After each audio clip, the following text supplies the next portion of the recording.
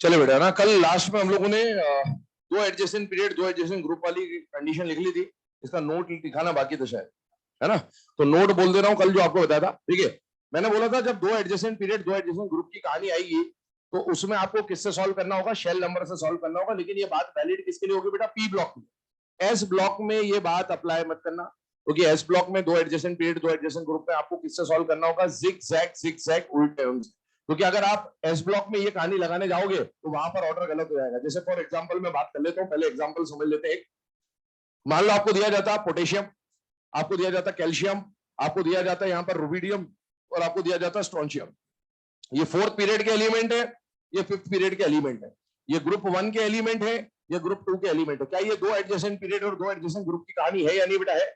लेकिन इसमें अगर आप शेल नंबर से सॉल्व करने जाते तो ऑर्डर ऐसा कुछ बनना चाहिए था। सबसे छोटा कौन बनता, कैल्शियम। उससे बड़ा कौन बनता, पोटेशियम। उससे बड़ा कौन बनता, स्ट्रोंशियम। उससे बड़ा कौन बनता, रुबिडियम। लेकिन कहानी गलत है। सबसे छोटा है कैल्शियम, उससे बड़ा है स्ट्रोंशियम, उससे भी बड़ा है पोटेशियम, उससे बड़ा है।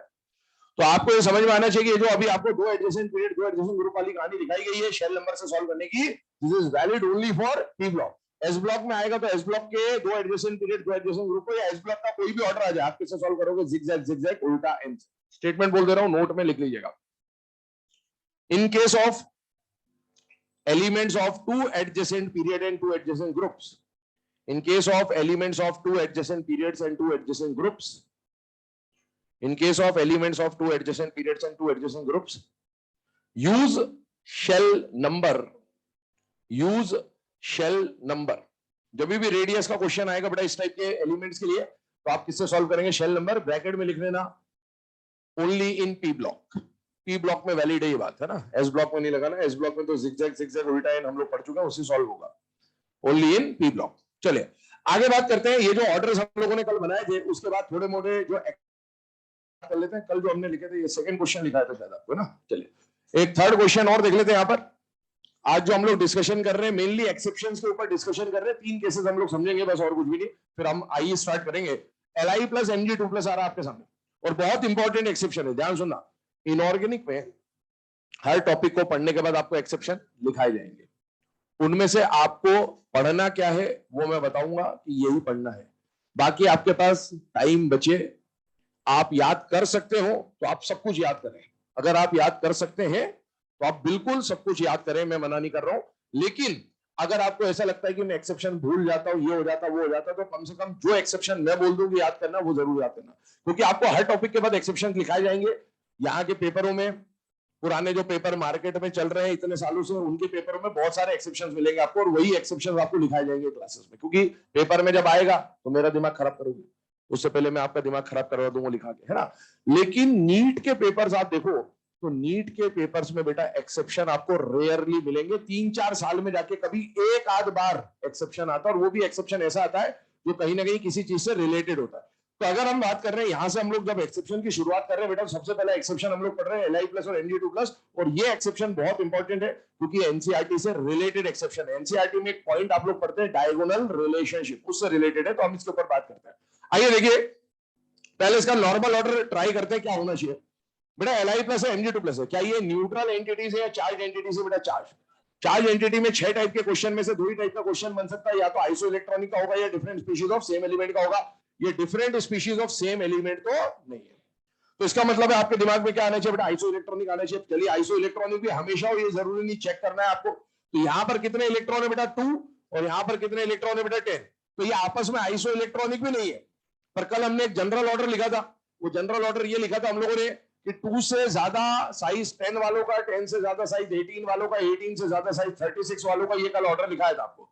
तो उसके हिसाब से अगर हम इसको सॉल्व करें तो बेटा 2 से बड़ा साइज किसका होना चाहिए, 10 वालों का। मतलब Mg2 प्लस का साइज क्या होना चाहिए, तो ज्यादा। लेकिन ऐसा मिलता नहीं है।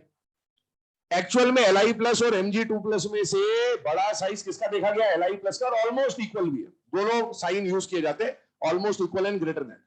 तो एग्जैक्ट वैल्यू के हिसाब से जाए तो Li प्लस बड़ा है, लेकिन इनका जो डिफरेंस है वो मार्जिनल होता है, और इसीलिए हम लोग इसको ऐसा बोल सकते हैं कि Li प्लस और Mg2 प्लस जो है वो ऑलमोस्ट इक्वल भी बोले जा सकते हैं। अब ऐसा हुआ कैसे, उसको समझने की कोशिश करें। लिखने के लिए आप एक्सेप्शन लिखेंगे, क्यों? क्योंकि जब आप पढ़ोगे तो एक्सेप्शन लिखा होता है तो आपको समझ में आ जाता है कि ये कुछ हटके है, कम से कम वो ध्यान रखने के लिए आप एक्सेप्शन लिखेंगे। अब इसका एक्सप्लेनेशन समझिए। डायगोनल रिलेशनशिप पे जा रहे बेटा, तो डायगोनल रिलेशनशिप भी हम लोग यहां डिस्कस कर लेंगे। डायगोनल रिलेशनशिप का मतलब क्या होता है, डेफिनेशन नहीं लिखाऊंगा, बाकी किसमें होता है और रीजन क्या है वो मैं आपको बता रहा हूं। डेफिनेशन मेरे हिसाब से सबको पता ही होता है कि कुछ ऐसे डायगोनल एलिमेंट्स होते हैं जिनकी प्रॉपर्टी एक दूसरे से मैच करती है, उन्हीं को क्या बोलते हैं, डायगोनल रिलेशनशिप। जैसे कौन से होते हैं, एक पॉइंट पढ़ा था हमने, एनॉमलस बिहेवियर। और एनॉमलस बिहेवियर का मतलब क्या होता है बेटा, कि जो सेकंड पीरियड के एलिमेंट्स होते हैं, जैसे लिथियम, बेरिलियम, बोरॉन, कार्बन, ये कौन से होते हैं एलिमेंट, सेकंड पीरियड। और ये सेकंड पीरियड के जो एलिमेंट्स होते हैं ये अपने ग्रुप से कुछ अलग प्रॉपर्टी दिखाते हैं। इस प्रॉपर्टी को क्या बोलते हैं बेटा, एनॉमलस बिहेवियर। भाई जनरली ग्रुप में उन एलिमेंट्स को रखा जाता है जिनकी प्रॉपर्टीज क्या होनी चाहिए, सेम। बट लिथियम या बेरिलियम या बोरॉन या कार्बन, ये अपने अपने ग्रुप से कुछ प्रॉपर्टी तो सेम दिखाते हैं। जैसे लिथियम की कुछ प्रॉपर्टी सोडियम पोटेशियम से मैच होगी, लेकिन कुछ प्रॉपर्टी अलग भी होगी।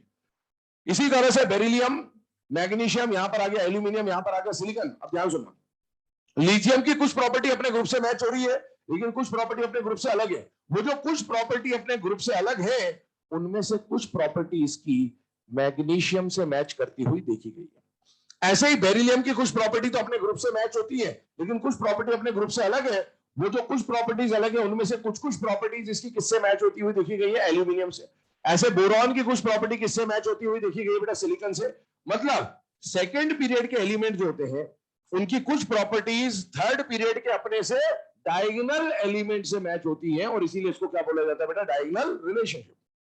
अब बात ये आती है कि डायगोनल रिलेशनशिप के और भी पेयर्स है क्या, ये आप आगे भी पेयर्स बना सकते हैं, लेकिन ध्यान सुनिएगा, हमें हमारे सिलेबस में केवल लिथियम, मैग्नीशियम और बेरिलियम एंड एल्यूमिनियम काम में आते हैं। इसी के बारे में एनसीईआरटी ने एस ब्लॉक में लिख भी रखा है। अब हम लोग बात करें लिथियम, मैग्नीशियम और बेरिलियम, एल्यूमिनियम की, इनकी प्रॉपर्टी सेम हुई क्यों, इसका कारण समझने की कोशिश करें। तो कारण आप लोगों ने कई बार देखा होगा कि इसमें कारण बोला जाता है बेटा, similar ionic potential. Similar ionic potential का मतलब, आयोनिक पोटेंशियल का मतलब क्या होता है बेटा, फाई। फाई मतलब चार्ज डेंसिटी, फाई मतलब फजाल्स रूल में पोलराइजिंग पावर आप पढ़ते हैं वो है। फाई का मतलब यहां पर ये है, फाई को लिखा जाता है चार्ज अपॉन साइज या चार्ज अपॉन रेडियस। ये जो चार्ज अपॉन रेडियस का रेशो है, इसी को हम लोग क्या बोलते हैं बेटा, आयोनिक पोटेंशियल बोलते हैं, फाई बोलते हैं। इसको चार्ज डेंसिटी भी बोल सकते हैं, इसको पोलराइजिंग पावर भी बोल सकते हैं, और इसी को आयोनिक पोटेंशियल भी बोल सकते हैं। तो बेरिलियम और एल्यूमिनियम का जो आयनिक पोटेंशियल होता है वो लगभग बराबर होता है। पहले मैं डायगोनल रिलेशनशिप बता रहा हूं, आपको ध्यान सुनते आना। जैसे बेरिलियम और एल्यूमिनियम की मैं बात करूं तो बेटा जो आयनिक पोटेंशियल है वो आयनिक फॉर्म में निकाला जाएगा। कौन से फॉर्म में निकाला जाएगा, आयनिक। न्यूट्रल में चार्ज, तो न्यूट्रल में कैसे चार्ज निकालोगे, चार्ज तो आयन में निकालोगे। तो बेरिलियम +2 है, बेरिलियम का चार्ज कितना है, +2, और इसका साइज मान लिया x है, मुझे नहीं पता वैल्यू।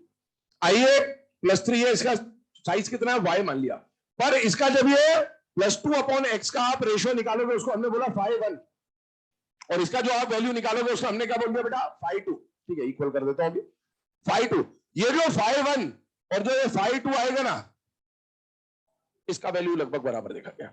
और ये जो लगभग बराबर है, इसका मतलब है चार्ज डेंसिटी बराबर है। चार्ज डेंसिटी बराबर होने का मतलब है पोलराइजिंग पावर बराबर है। अगर बेरिलियम के कैटायन के सामने कोई एनायन आया और एल्यूमिनियम के कैटायन के सामने कोई एनायन आया, तो इसकी इलेक्ट्रॉन डेंसिटी को पोलराइज करने का इसका जितना पावर है उतना इसका भी पावर है लगभग। और जब पोलराइजिंग पावर बराबर हो गया तो आयनिक कैरेक्टर, कोवेलेंट कैरेक्टर, रिएक्टिविटी, ऐसी बहुत सारी चीजें आपस में क्या हो जाएंगी बेटा, सेम। और इस वजह से बेरिलियम और एल्यूमिनियम के कई सारी प्रॉपर्टी सेम मिलेगी, और इसी को हम लोग क्या बोलते हैं बेटा, डायगोनल रिलेशन। ये तो इसका कारण हो गया। अब कई जगहों पर मैंने देखा है कि यही रीजन यहां लिखा देते हैं, और यकीन मानिए अगर ये रीजन यहां लिखाया गया तो आपका कट चुका है। इसका रीजन यहां ये नहीं आएगा। इसका रीजन एनसीईआरटी ने साफ शब्दों में इस ब्लॉक में लिखा हुआ है कि इन दोनों का डायगोनल रिलेशनशिप होता है due to similar atomic and ionic radius. ये इसका रीजन है बेटा, इनका एटॉमिक और आयनिक रेडियस सिमिलर होता है। अब एटॉमिक और आयनिक रेडियस कैसे सिमिलर होता है उसके ऊपर बात कर लेता हूं, ध्यान सुनिएगा, ध्यान समझिएगा। जैसे मान लीजिए कल हमने जिगजैग जिगजैग उल्टा इन पढ़ा था, तो बेटा लिथियम के जज्बात कौन आता था, मैग्नीशियम। यहां बेरिलियम था, बेरिलियम से बड़ा लिथियम था, लिथियम से बड़ा कौन था, मैग्नीशियम। तो लिथियम और मैग्नीशियम में एटॉमिक फॉर्म की बात कर रहा हूं फिलहाल, एटॉमिक फॉर्म में बड़ा कौन था? मैग्नीशियम। लेकिन इनके साइज में कुछ ज्यादा डिफरेंस नहीं, वैल्यू वाइज चले तो एग्जैक्टली ये बड़ा है, लेकिन साइज में मार्जिनल डिफरेंस है। मार्जिनल डिफरेंस कैसा है? ये डिफरेंस है इसका, एक 160 पिकोमीटर है तो दूसरा क्या है बेटा 152 पिकोमीटर, मतलब वो बड़ा तो है लेकिन ऐसा कोई खास डिफरेंस नहीं, ऐसा नहीं कि 100 है और 100 160 है, बिल्कुल आसपास वाली वैल्यू है, ठीक है, चल जाता है, इतना मार्जिनल डिफरेंस है। तो इन दोनों के साइज कंपेरेबल है, लेकिन इसी बात को एनसीईआरटी ऐसे लिख रहा है कि they have almost similar, same नहीं लिखा है, सिमिलर लिखा है, सिमिलर एटॉमिक रेडियस, ये बात आ गई। अब आयनिक रेडियस की बात करें तो आयनिक रेडियस के हमने वो बात पढ़ी है जो ऊपर Li प्लस और Mg2 प्लस, आप देखो उसके आयनिक फॉर्म में भी मैंने ऑलमोस्ट इक्वल लिखा हुआ है, वो ये बात दिखाएगा कैसे। आप जब लिथियम प्लस बनाएंगे तो आपने लिथियम का क्या बनाया बेटा? केटायन। क्या size of cation is smaller than the parent atom? Yes. Magnesium का आप केटायन बनाएंगे, क्या बनेगा बेटा? Mg2 प्लस का size of cation is smaller than the parent atom. Yes. तो इसका साइज 160 से कम होगा, इसका साइज 152 से कम होगा, इतनी बात समझ में आती है। लेकिन एक बात बताइए, इस पे +1 आ रहा है, इस पे +2 आ रहा है, क्या थोड़ा सा लॉजिकली अगर आप सोचो तो इसमें डिक्रीमेंट ज्यादा होगा, और इसमें जब डिक्रीमेंट ज्यादा होगा क्योंकि पहले साइज कंपेरेबल थे, तो डिक्रीमेंट होने के बाद इन दोनों के साइज में से ये बड़ा हो जाता है और ये छोटा हो जाता है। मैं वैल्यू के हिसाब से आपको बता दूं तो इसका वैल्यू 76 पिकोमीटर के आसपास है और ये 72 पिकोमीटर के आसपास है, ये वैल्यूज है। तो अब आप देखो ये भी डिक्रीज हुआ, ये भी डिक्रीज हुआ, लेकिन यहां पर डिक्रीज ज्यादा हुआ। क्यों डिक्रीज ज्यादा हुआ? क्योंकि +2 आ रहा था, जेड इफेक्ट ज्यादा बढ़ रहा था, और डिक्रीज होने के बाद ये और ये अभी भी मार्जिनली डिफरेंस है, तो हम ऑलमोस्ट इक्वल बोल सकते हैं। लेकिन एग्जैक्ट ट्रेंड अगर पूछे तो वैल्यू वाइज थोड़ा सा बड़ा कौन है बेटा? लिथियम। और इसी बात को एनसीईआरटी ऐसा लिखता है कि लिथियम और मैग्नीशियम का एटॉमिक और आयनिक रेडियस ऑलमोस्ट सिमिलर होता है, या सिमिलर होता है, सेम नहीं लिखा, सिमिलर लिखा, सिमिलर मतलब मार्जिनली इक्वल है, ये कंडीशन। और यही चीज हमने यहां लिखी है कि लिथियम प्लस और Mg2 प्लस में से लिथियम प्लस का साइज बड़ा होता है, वहां से आप उसको समझ भी सकते हैं और इसको एक्सेप्शन की तरह ट्रीट कर देंगे, लेकिन आज का जस्टिफिकेशन है, बट आपको इसको अल्टीमेटली याद तो रखना ही पड़ेगा। नोट करें इसे, आगे बढ़ते हैं।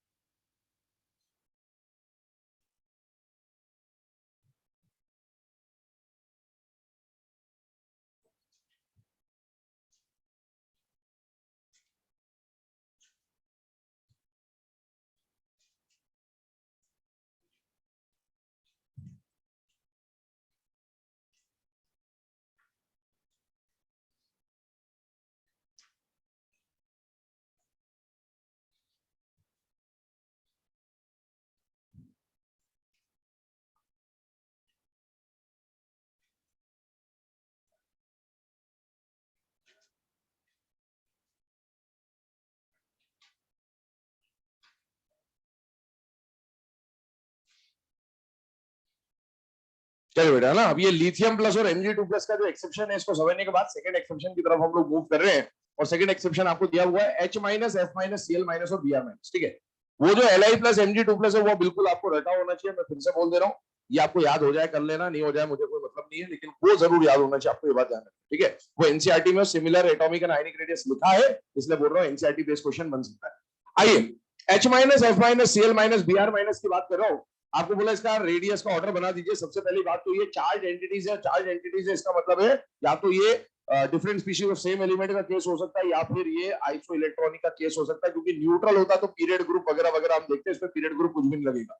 सबसे पहले different species of same element तो ये नहीं है, तो आपके दिमाग में आइसो इलेक्ट्रॉनिक आना चाहिए। और आइसो इलेक्ट्रॉनिक भी हमेशा हो ये जरूरी नहीं, तो आप चेक करेंगे इसके पास कितने इलेक्ट्रॉन है बेटा, 2, 10, 18 और 36 आ गया। और कल हमने बात करी थी जनरली 2 से बड़ा साइज 10 का, 10 से बड़ा साइज 18 का, 18 से बड़ा साइज 36 का होना चाहिए। अगर हम उसके हिसाब से ऑर्डर बनाते तो ये ऑर्डर बनता कि H माइनस से बड़ा F माइनस होना चाहिए था, उससे बड़ा Cl माइनस होना चाहिए था और उससे बड़ा Br माइनस होना चाहिए था, लेकिन ऐसा होता नहीं।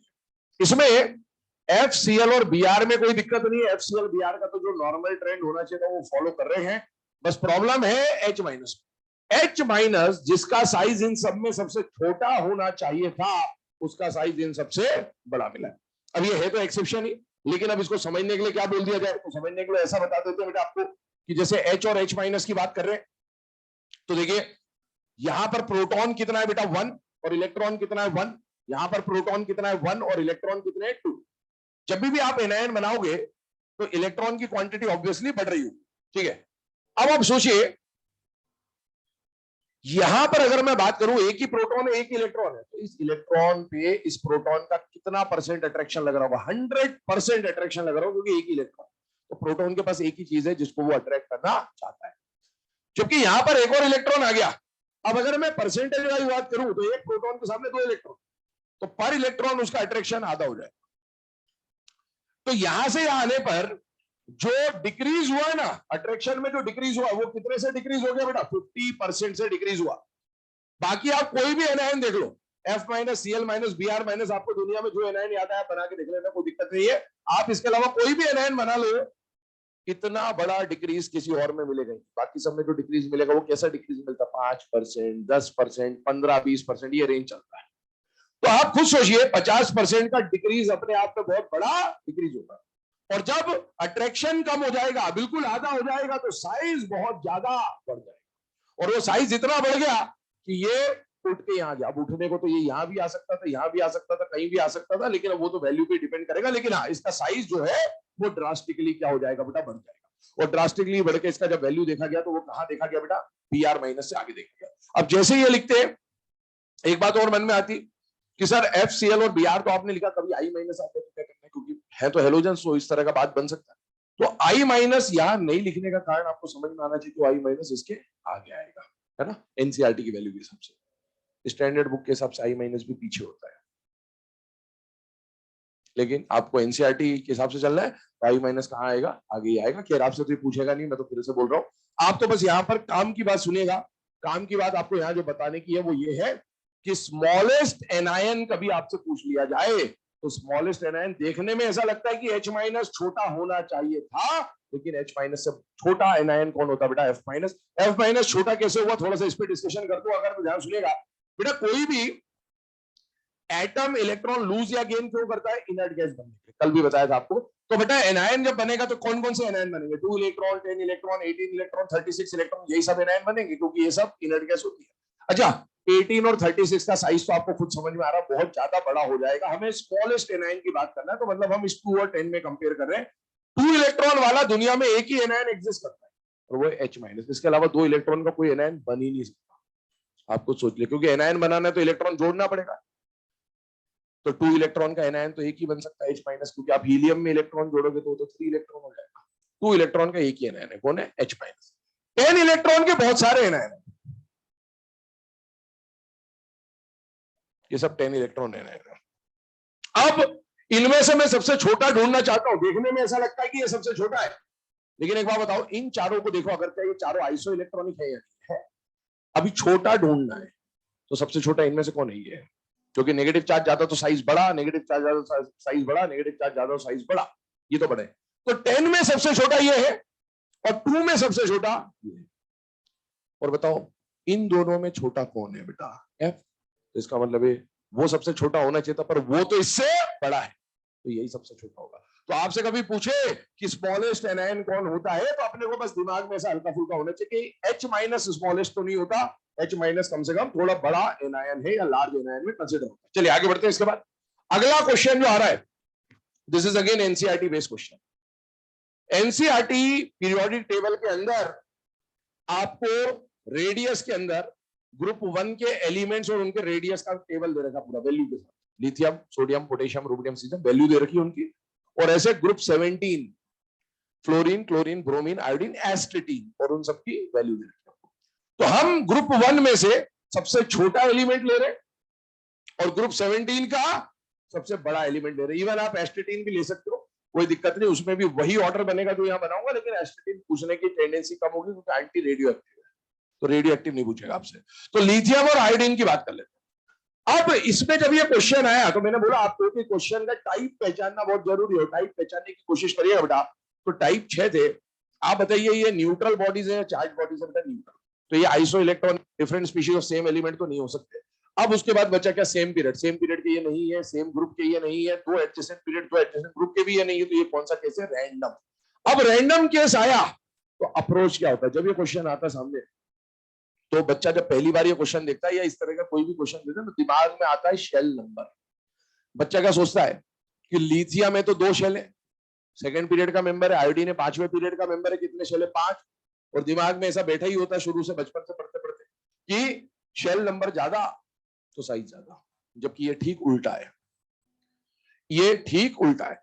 जब भी आप शेल नंबर लगा रहे, कल मैंने आपको स्ट्रिक्टली बोला था बेटा शेल नंबर वाला जो फैक्टर है ना वो कहां लगाना है? सेम ग्रुप में लगाना है। क्या सेम ग्रुप के? क्या नहीं, शेल नंबर मत लगाना।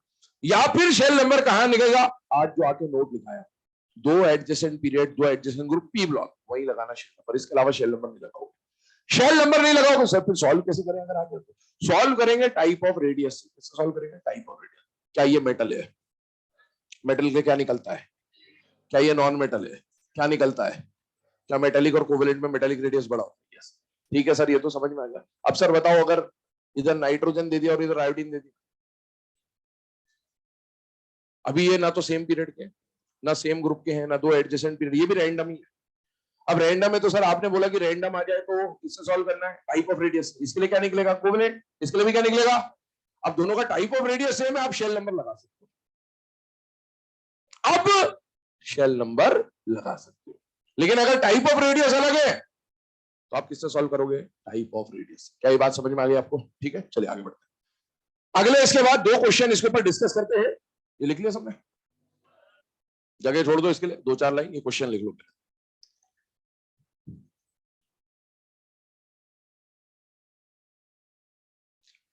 पहला क्वेश्चन लिखिएगा, in which of the following compound, in which of the following compound cation to anion size ratio, in which of the following compound cation to anion size ratio is minimum?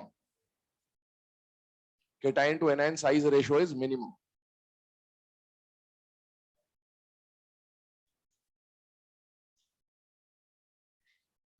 ठीक है, options आपके सामने लिखे हुए हैं, LIF, NAF, KF, RBF।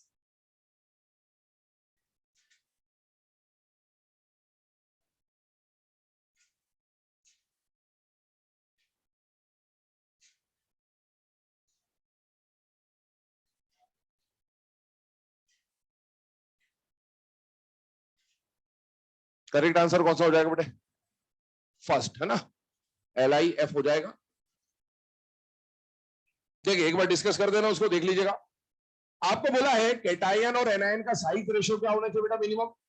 इसका मतलब है केटायन का साइज कहां लोगे? न्यूमरेटर में। और एनायन का साइज कहां लोगे बेटा? डिनोमिनेटर में। और ये रेशियो कैसा चाहिए? मैक्सिमम चाहिए या मिनिमम चाहिए बेटा? मिनिमम। एक बात बताओ, न्यूमरेटर और डिनोमिनेटर का सॉल्व करने पर फ्रैक्शन मिनिमम कब आ सकता है? कब आ सकता है? या तो जब इसका वैल्यू बढ़ाओ तभी भी ये मिनिमम आएगा, और या फिर न्यूमरेटर का वैल्यू छोटा हो तभी भी ये मिनिमम आएगा। अब ऐसे क्वेश्चन जब भी आएंगे ना आपको, तो या तो वैल्यू देके रखे, वैल्यू तो देगा ही नहीं आपको, है ना, वरना क्वेश्चन ही क्यों पूछा उसने। तो आपको तो कंपाउंड देगा, तो उसमें या तो केटायन या एनायन दोनों में से एक कोई कॉमन देगा, हमेशा कॉमन देगा, वरना आप सॉल्व ही नहीं कर पाओगे। तो अभी यहाँ पर कौन कॉमन है बेटा? एनायन कॉमन है। Fluoride fluoride fluoride fluoride, anion common है, मतलब एनायन को देखकर तो मैं सॉल्व कर ही नहीं पाऊंगा क्योंकि एनायन तो कॉमन है। तो हमें किससे सॉल्व करना पड़ेगा? केटायन। और मिनिमम फ्रैक्शन के लिए केटायन या न्यूमरेटर कैसा चाहिए? छोटा चाहिए। अब बताइए लिथियम, सोडियम, पोटेशियम, रुबिडियम में सबसे छोटा कौन है बेटा? लिथियम। यही आंसर है। अगला क्वेश्चन लिखे इसके बाद, in which of the following molecule, in which of the following molecule internuclear distance is maximum, internuclear distance is maximum.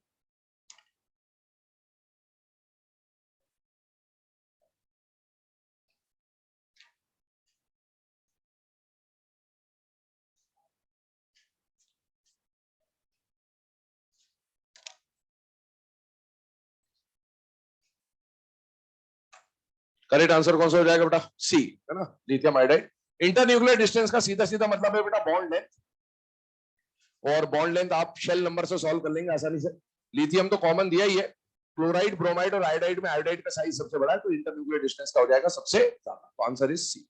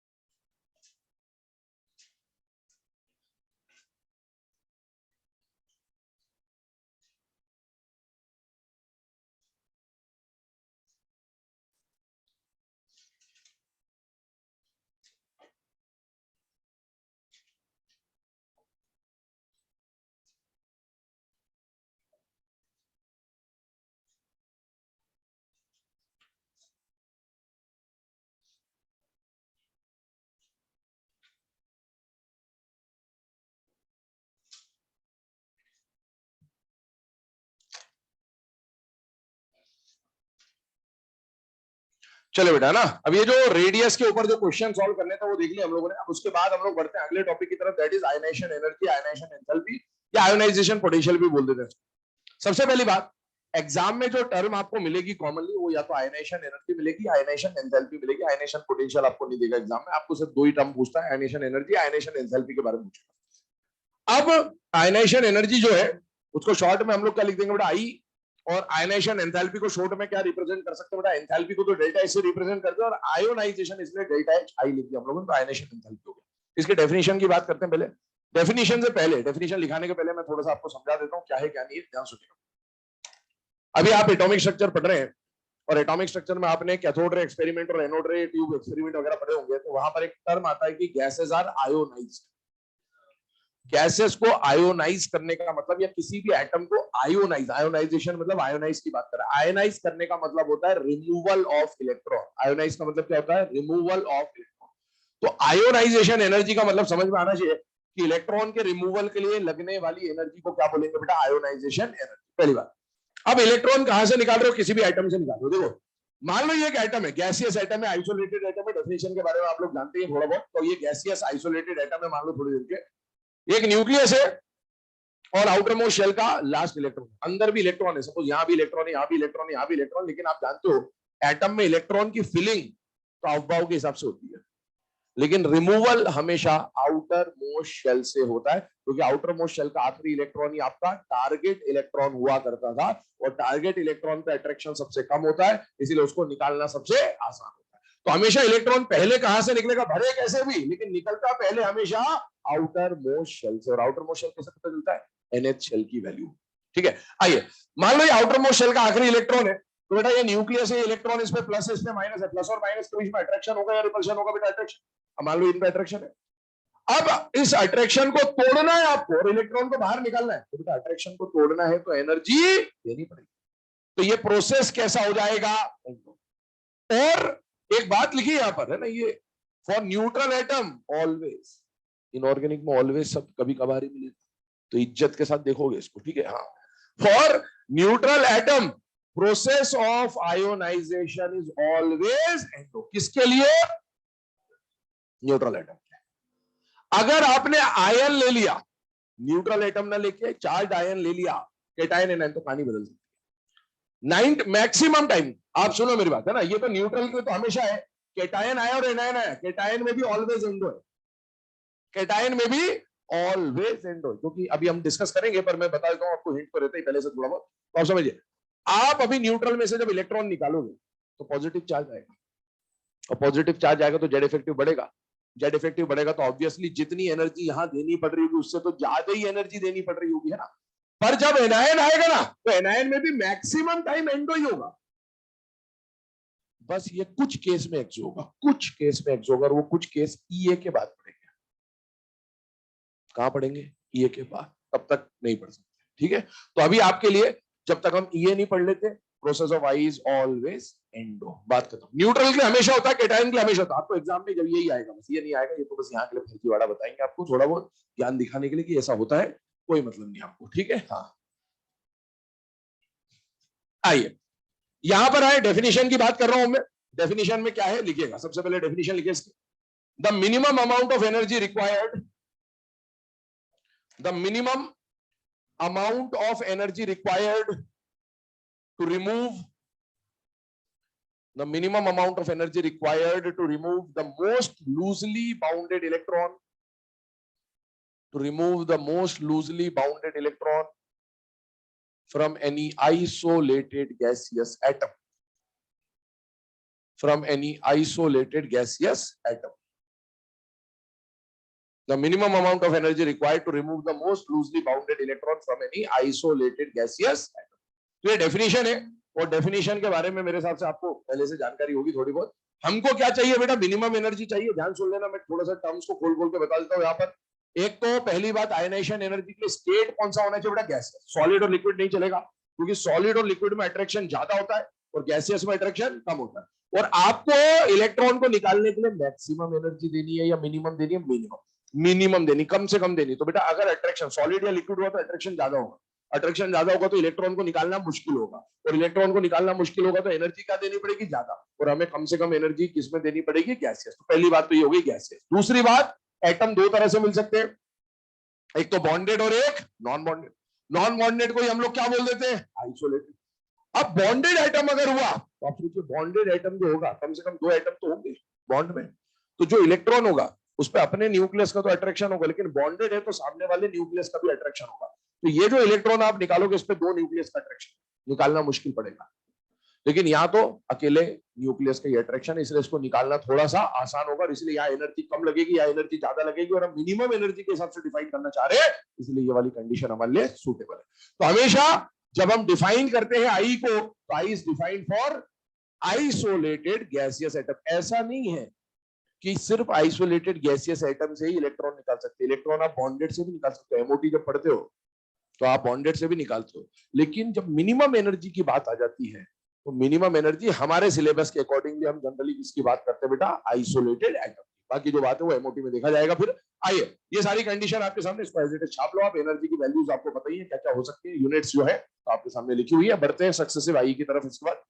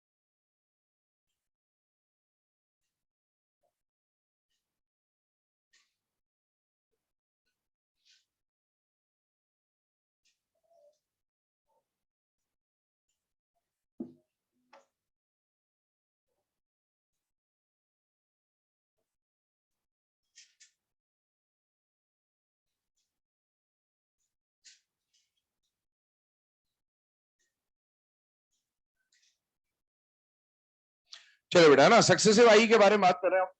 Successive ionization energy की बात की जाए तो क्या होता है सक्सेसिव आई? बेटा नाम से समझ में पड़ता है, सक्सेसिव मतलब वन आफ्टर दी अदर। किसी एटम में एक के बाद एक, एक के बाद एक, एक के बाद एक इलेक्ट्रॉन निकालने वाले प्रोसेस को हम लोग क्या बोलेंगे बेटा? सक्सेसिव आई। एक बात सुनिएगा, मुझे बताइएगा, मान लो सोडियम है, सोडियम में कितने इलेक्ट्रॉन है बेटा? 11। आप सोडियम में से कितने इलेक्ट्रॉन निकाल सकते? सारे। अब जितने सारे निकाल सकते हैं, है ना। भले ये बनाता Na+ है, लेकिन आप और एनर्जी दोगे तो आप एनर्जी देते जाओगे देते जाओगे देते जाओगे, इलेक्ट्रॉन वो लूज करता जाएगा। इसको नेचर से उतनी एनर्जी नहीं मिलती कि 11 के 11 इलेक्ट्रॉन लूज करते, लेकिन अगर आप इसको घुटचे में ले जाके बोले दे इलेक्ट्रॉन दे, तो ये देगा। ठीक है। अब हाँ, यहां पर सुनो मेरी बात, तो किसी भी एटम से कितने इलेक्ट्रॉन निकाल सकते हैं? जितने उसमें है। अबे भाई किसी को बोला कि तेरे सर में 200 बाल है, तो अपन उसके सर से कितने बाल नोच सकते हैं? 200 के 200, इतने तो नोच ही सकते हैं कम से कम। ठीक है, बाकी देख लेना अपने हिसाब से। अभी सक्सेसिव आई इतने तो नोच ही सकते हैं ना कम से कम। हाँ, अभी सुने, सक्सेसिव आई की बात कर रहे हैं, बाकी भी ट्रांसप्लांट करा के नोच लेंगे क्या है ना। सक्सेसिव आई की बात कर रहे हैं। सक्सेसिव आई में क्या कंडीशन है सुनिएगा। कोई एक एटम है, उससे आप बहुत सारे इलेक्ट्रॉन निकाल सकते हो, मतलब उसमें जितने इलेक्ट्रॉन है सारे निकाल सकते हो। बट हम अभी 1 2 3 इलेक्ट्रॉन के हिसाब से समझ लेते हैं, क्योंकि हमारे सिलेबस में जनरली फर्स्ट आई या सेकंड आई तक की क्वेश्चन पूछता है, ज्यादा से ज्यादा थर्ड आई तक पूछ लेगा, तो हम उसी के हिसाब से डिस्कस कर लेते हैं। जनरली इलेक्ट्रॉन लूज करने का काम कौन करेगा बेटा? मेटल। हालांकि ऐसा नहीं कि नॉन मेटल इलेक्ट्रॉन लूज नहीं कर सकता, but electron losing tendency metals की ही होती है। और अभी हमने यहाँ पर एक लिथियम और आयोडीन का ऑर्डर बनाया था साइज का। मेटल्स क्यों इलेक्ट्रॉन लूज करते हैं? क्योंकि मेटल्स का जो साइज होता है वो जनरली नॉन मेटल से ज्यादा होता है, और जब साइज ज्यादा होगा तो अट्रैक्शन कम होगा, और अट्रैक्शन कम होगा, इसीलिए तो मेटल आसानी से इलेक्ट्रॉन क्या कर देगा बेटा? लूज कर देगा। अब एक बात समझिए, मेटल जनरली आपको कौन से स्टेट में मिलता है बेटा? सॉलिड। तो सॉलिड, आप जब आई की बात कर रहे होंगे तो आई कौन से स्टेट में देखा जाता है बेटा? गैसियस। तो अगर मेटल सॉलिड है तो पहले आप उसको क्या बनाओगे? गैसियस। ये वाला जो प्रोसेस है, this is not considered in I, ये तो आप सब्लिमेशन करा रहे। मेटल को सॉलिड से गैस, किसी भी चीज को सॉलिड से गैस या गैस से सॉलिड बनाने का जो प्रोसेस होता है, क्लास 9th में आप पढ़ते हो, सब्लिमेशन बोला जाता है। कैम्फर, नेफ्थलीन, आयोडीन, ये एग्जांपल बताए जाते हैं। आप सॉलिड से गैस बना रहे हो या गैस से सॉलिड बना रहे हो, इसको बोला सब्लिमेशन। अभी हम सॉलिड से गैस की बात कर रहे हैं क्योंकि हमको इसी प्रोसेस का काम है। तो बेटा सब्लिमेशन कराने के लिए जो एनर्जी रिक्वायर्ड होगी उसको हम लोग क्या बोल देंगे? Sublimation energy. और ये प्लस लिखने का मतलब आई होप समझ में आता होगा कि प्रोसेस कैसा होने वाला है? एंडो होने वाला है। तो सर सॉलिड से गैस जा रहा हो तो एंडो कैसे होगा? सॉलिड में अट्रैक्शन ज्यादा होता है या कम होता है? ज्यादा। और गैस में अट्रैक्शन क्या होता है? कम। तो आप सोचिए, आपको ज्यादा अट्रैक्शन को तोड़ना है, तो जब जब अट्रैक्शन को तोड़ना है एनर्जी लगानी पड़ेगी बेटा, तो ये एंड हो जाएगा। आइए, एक बार ये गैसियस बन गया, अब आई चालू हो जाएगा, क्योंकि आई किस पे अप्लाई होता है बेटा? Isolated gaseous atom. क्या आइसोलेटेड न्यूट्रल गैसियस एटम के लिए आई का प्रोसेस हमेशा एंड होता है या नहीं होता बेटा? होता। तो इसमें कुछ सोचना ही नहीं है। पहला जो एनर्जी, मान लो आपने E1 दिया, एनर्जी दिया E1, ये कैसा होगा? एंडो। पहली एनर्जी E1 दी, इसने एक इलेक्ट्रॉन निकाल दिया। फिर और एनर्जी E2 दी, एक और इलेक्ट्रॉन निकाल दिया। फिर और एनर्जी E3 दी, एक और इलेक्ट्रॉन निकाल दिया। ऐसे आप एनर्जी देते जा रहे हो, देते जा रहे हो, देते जा रहे हो, जितने इलेक्ट्रॉन है सब निकाल देगा। बट अपन 3 से समझ लेते हैं। अब एक बात सुनिएगा, इसको I1, I2, I3 के बेस पे डिफाइन करते हैं। अभी हम M के रिस्पेक्ट में बात कर रहे हैं, ध्यान सुनना, मेटल M के रिस्पेक्ट में। ये जो एनर्जी E1 आपने दी है बेटे, ये M को दी है या M+ को दी है? M को दी है, M को दी है भाइयों। ये एनर्जी E1 किसको दी है? M को। ये एनर्जी इसको दी, तब तो जाके ये बना। तो E1 एनर्जी किसको दी गई है? M को। और ये E1 एनर्जी देने पर M से कौन सा इलेक्ट्रॉन निकला? पहला या दूसरा या तीसरा? पहला। किसी भी एलिमेंट से, स्पीशीज से पहला इलेक्ट्रॉन निकालने के लिए जो एनर्जी दी जाएगी उसको क्या बोला जाता है? I1। और अभी हम किसके रिस्पेक्ट में बात कर रहे हैं? तो इसको बोलेंगे I1 ऑफ M। आगे देखिए, अगर मैं M के रिस्पेक्ट में बात कर रहा हूं फिलहाल में, और अभी भी मैं M के रिस्पेक्ट में बात कर रहा हूं बेटा, यहां पर भी आप सोचिएगा, ये E2 की बात कर रहा हूं। E2 देने पर M का कौन से नंबर का इलेक्ट्रॉन निकला? पहला निकला या दूसरा निकला? दूसरा। 2 बोले या दूसरा बोला? दूसरा बोला, 2 नहीं बोले बेटे। तीसरा इलेक्ट्रॉन निकल रहा है और 3 इलेक्ट्रॉन निकल रहे हैं, बात अलग है। दूसरा इलेक्ट्रॉन निकल रहा है और 2 इलेक्ट्रॉन निकल रहे हैं, बात अलग है। ठीक है। E2 देने पर M का कौन सा इलेक्ट्रॉन निकला है? पहला निकला या दूसरा निकला है? दूसरा इलेक्ट्रॉन निकालने के लिए जो एनर्जी दी जाती है उसको बोलते हैं I2। फिर देखिए, M के रिस्पेक्ट में बात करो, E3 देने पर M का कौन सा इलेक्ट्रॉन निकलने वाला है? तीसरा। तो इसको बोलेंगे IE3 ऑफ M। ये तो M के रिस्पेक्ट में बात करिए। अब मान लो मैं M के बदले m प्लस के रिस्पेक्ट में बात करना चाहता हूं तो ये तो आएगा ही नहीं, क्योंकि m प्लस तो बना ही इसके बाद। तो आप देखिए, अगर मैं m प्लस के रिस्पेक्ट में बात करता हूं तो बताइए, ये E2 इसको एक इंडिविजुअल एंटिटी मान लो, जैसे m को माना था, इसको एक इंडिविजुअल एंटिटी मान लो, इसको m मान लो थोड़ी देर के। तो बताइए E2 देने पर m प्लस का कौन सा इलेक्ट्रॉन निकल रहा है, पहला या दूसरा? पहला। तो इसको क्या बोला जाएगा बेटा, IE1 ऑफ m प्लस, और ये दोनों बराबर होंगे, क्योंकि E2 को ये बोला गया और E2 को ये बोला गया, और ये बराबर है। तो मतलब E2 is equal to this is equal to this, E1 is equal to this. आगे आइए, अभी मैं m प्लस के रिस्पेक्ट में चल रहा हूं बेटे, बताइए E3 देने पर m प्लस का कौन सा इलेक्ट्रॉन निकला, दूसरा। तो इसे बोला जाएगा IE2 ऑफ m प्लस। और अब में m प्लस की कहानी खत्म हुई, अब m प्लस टू पे आते हैं। तो ये तो m प्लस टू के लिए वैलिड होगा नहीं, ये तो m प्लस टू के लिए वैलिड नहीं होगा, क्योंकि m प्लस टू तो इसके बाद बना। ये E3 देने पर m प्लस टू को इंडिविजुअल एंटिटी मान लो, m प्लस टू का कौन सा इलेक्ट्रॉन निकला, पहला, I1 of m plus two. ये आ गया। ये दोनों आपस में बराबर, ये तीनों आपस में बराबर, ये चारों आपस में बराबर। मतलब इसको ऐसे भी बोल सकता है, ऐसे भी बोल सकता है, ऐसे ही बोल सकता है। सर एग्जाम में आए तो क्या बोलेंगे, एग्जाम में जनरली आपको न्यूट्रल वाला ही कंडीशन वैलिड मान के चलना है। जैसे आपको बोला, हम लोग हमेशा न्यूट्रल लेके चलेंगे। जैसे आपको बोला I1 निकालो, तो आप किसके रिस्पेक्ट में निकालोगे, m के रिस्पेक्ट में। आपको बोला I2 निकालो, कुछ भी नहीं दिया, आप न्यूट्रल एटम के रिस्पेक्ट में बात कर रहे होंगे, ये बात हमेशा ध्यान रखना। तो ये E1 is I1 of m, E2 is I2 of m, E3 is I3 of m। अब मैं कुछ बोल रहा हूं यहां पर, उसको ध्यान सुनना, ध्यान सुनना। मैंने अभी बात बोली थी कि दूसरा इलेक्ट्रॉन निकालना और दो इलेक्ट्रॉन निकालना अलग अलग बात है, तीसरा इलेक्ट्रॉन निकालना और तीन इलेक्ट्रॉन निकालना अलग अलग बात है। मैं भी ऐसे ही बोलूंगा कि दो इलेक्ट्रॉन निकाला, दूसरा निकाला, पहला निकाला, और आपको उसके आंसर देने हैं किसके रिस्पेक्ट में, I1, I2 और I3 के रिस्पेक्ट में।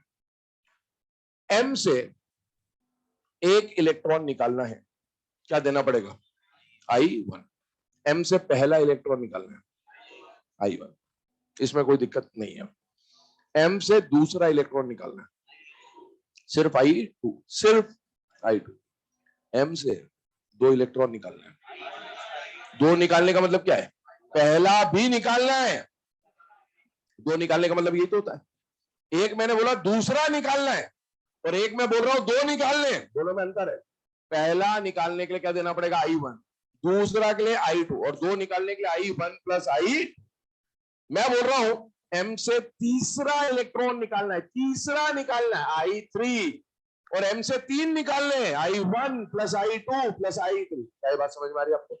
चले अब आगे बढ़ते हैं। इसी में अब हम ये देखना चाहते हैं, सक्सेसिव आई में क्या करना चाह रहे हैं, हम ये देखना चाह रहे हैं कि जो E1 E2 E3 I1 I2 I3 दिया हमने, इनकी वैल्यूज बराबर हैं, बढ़ रही हैं, कम हो रही है, वो हम लोग देखना चाहते हैं। एक बात बताइए, क्या m plus two m plus three, क्या ये सेम एलिमेंट के डिफरेंट स्पीशीज हैं या नहीं है बेटा, है? और आप जैसे जैसे लेफ्ट टू राइट जा रहे हो, सेम एलिमेंट के डिफरेंट स्पीशीज बन रहे हैं, क्या उन पे पॉजिटिव चार्ज बढ़ रहा है या नहीं बढ़ रहा बेटा, बढ़ रहा है।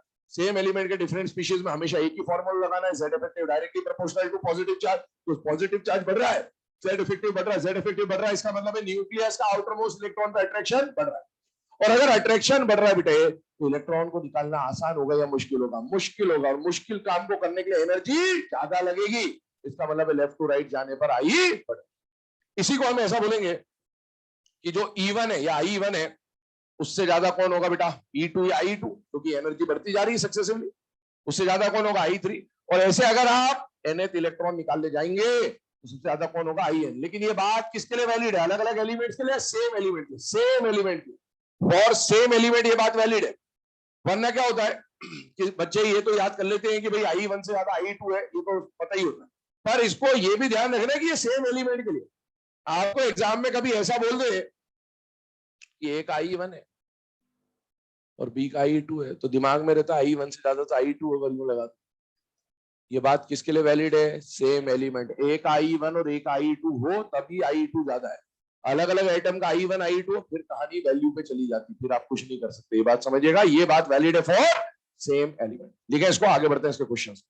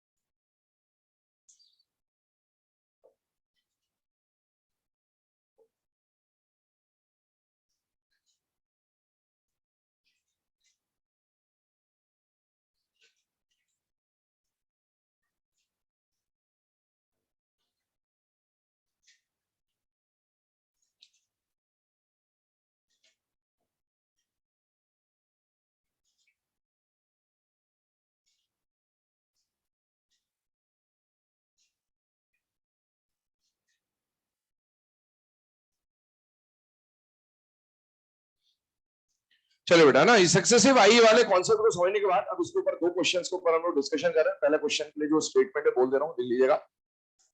विच of the following equation, which of the following equation correctly represents, which of the following equation correctly represents second IE for metal M? Which of the following equation correctly represents second IE for metal M? Correct answer कौन सा हो जाएगा बेटा? देख लो आराम से। Second, ठीक है भाई। फर्स्ट वाला तो हो नहीं सकता। क्यों नहीं हो सकता फर्स्ट वाला?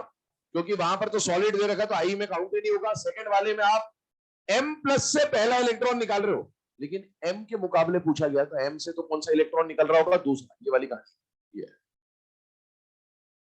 और थर्ड वाले पे आप जाइए तो थर्ड वाले में M से कितना इलेक्ट्रॉन निकल रहा है? दूसरा निकल रहा है या दो निकल रहे हैं?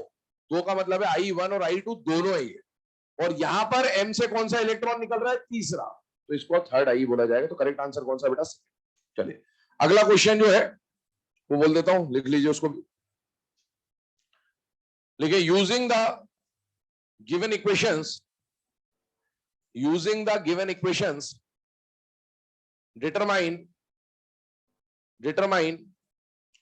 Second IE, determine second IE for metal M, determine second IE for metal M, determine second IE for metal M। Values आपको दे रखी हैं, ठीक है।